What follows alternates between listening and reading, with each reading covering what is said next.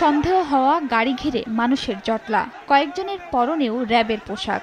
যখন জানা গেল তারা র্যাব কর্মকর্তা নন, তখন তাদের ঘিরে ধরেন স্থানীয়রা। মাইক্রোবাসে থাকা 5 ব্যক্তিকে পিটুনি দেন ও গাড়িটি ভাঙচুর করেন উত্তেজিত জনতা। পরে পুলিশ ও আসল র্যাব সদস্যরা ঘটনাস্থল থেকে 5 জনকে উদ্ধার করে হাসপাতালে নিয়ে যায়। তবে উদ্ধার হয়নি ছিনতাই হওয়া স্বর্ণ।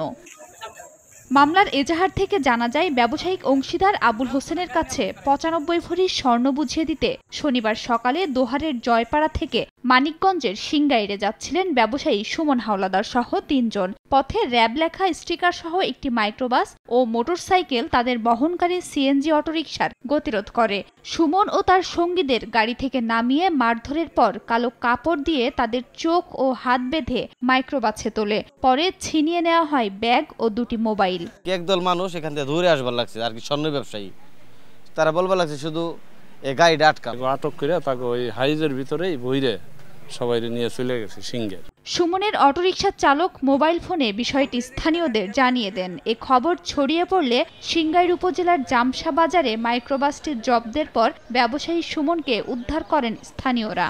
আমারে প্রথম ধরে মাইর দিয়ে আগে চোখ বাঁধছে, হাত বাঁধছে, পরে আমারে গাড়ি তোড়াইছে। গাড়ি তোড়ানোর পরে আমাকে 2-3 জন উঠাই নিয়ে আইছে। দোকানদার আছে কিছু, হেরা বুঝা গেছে, হেরা মনে করেন আটকাইছে গাড়ি। ভুক্তভোগীদের দাবি, আসামিদের মধ্যে মোহাম্মদ শামীমুজ্জামান র্যাব সদস্য, যদিও এ বিষয়ে এখনো নিশ্চিত হতে পারেনি সময় সংবাদ।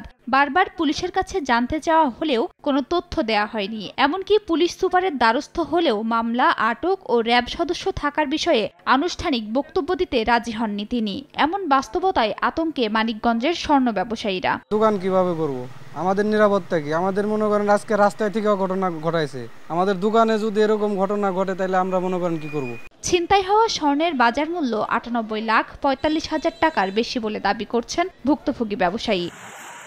সময় সংবাদ, মানিকগঞ্জ।